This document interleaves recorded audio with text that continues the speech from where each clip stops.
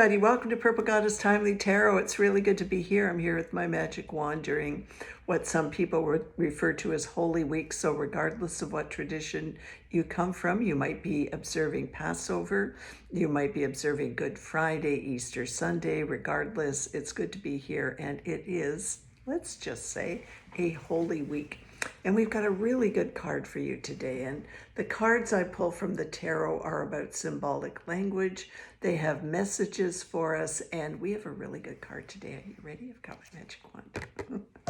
So this card comes from the Major Arcana, and it's very early on in the tarot. And it is the High Priestess card. So there are so many symbols on here, it's hard to know where to begin. But basically, this card is inviting you to choose. A, do you want to be a spiritual being? And B, what spiritual path might you like to walk down? So the High Priestess is sitting in front of a curtain, and on the curtain are pomegranates. This might be a nice time to buy a pomegranate, eat those juicy seeds. And the pomegranate represents feminine energy, divine feminine energy. And on that curtain is some palm leaves, and they represent the masculine energy. And these energies are further represented by these dramatic columns, which have some roots in from Jerusalem in temples. And again, they represent divine masculine and feminine energies. So one of the things we always need to learn is that we've got these different kind of energies in us, and it's important to keep them in balance. She's also wearing a cross, which represents the elements and the directions. And it's a reminder that whether it's north, south, east, or west, earth, air, fire, and water, we are part of the cosmos. And that is kind of represented right there in a balanced way. This High Priestess is wearing a flowing white and blue robe, and she's not afraid to just kind of let her emotions flow. The white's kind of purity, and the blue is water.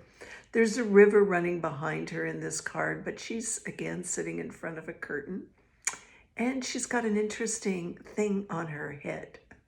She's actually a personification of the goddess Isis, and Isis was held in very high regard in Egypt for many, many years. And you always knew it was the goddess Isis because she had these kind of three depictions of the moon on her head. And we have that here on this card, don't we?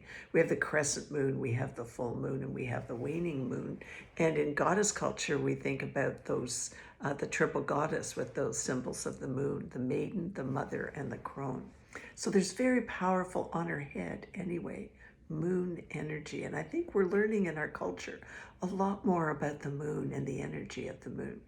She's also kind of at her feet. There's a huge crescent moon. And the new moon is always an opportunity for a new beginning. Every new moon, we have a 28-day cycle to kind of set our intentions. We always have the chance with a new moon to begin a new cycle. Now, why has this card appeared during Holy Week? I think it's appeared for a couple of reasons. Number one, it's an opportunity for you to think about channeling your inner priestess. That's an opportunity for you to think about, where am I holy? How am I going to identify as a holy person? And what kind of path or practice would I like to walk on? Now, the High Priestess has a scroll in her lap. And it could be the tarot, it could be the Bible, but it's sort of, the invitation here is for you to stand before her, and she's going to ask you the question, what is your spiritual practice? So going back to what I said just a few minutes ago, it is an opportunity to become the inner priestess. And I became the inner priestess a long time ago when I decided to learn about something called the Celtic Wheel of the Year. When, the earth changes with solstices and equinoxes, seasons change. And I got a group of women together and we honored the Wheel of the Year. So that was my spiritual practice. That was my way of channeling my inner priestess, and I just became alive with it. And I became alive with it so much I wrote a book. Here it is, called Sophia's Return. If you want to learn more about my book and about my spiritual practice, just go to my website, purplegoddess.guru. But getting back to you, where can you right now think about finding your inner priestess? What is it you need to do? And the thing about this card is you're knocking at the door of the High Priestess, and she says, choose. What do you choose? The choice is yours. There's all kinds of things that you can study. You can study Buddhism, you can study Judaism, you can study the goddess. There's just so many choices, but the important thing with the inner priestess is to be still, is to make a choice, and then to find a practice that you do on a regular basis.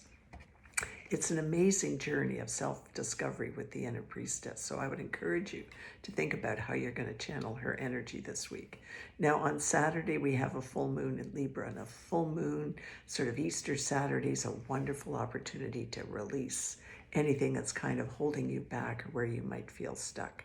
So that when, Easter Sunday comes, you have a feeling of, wow, rebirth. And this is a fabulous opportunity for rebirth, isn't it? So here's to the inner priestess in you. And I wish you on this holy week time to really contemplate your birth, your death, and your resurrection. Blessed be till we meet again. Bye for now.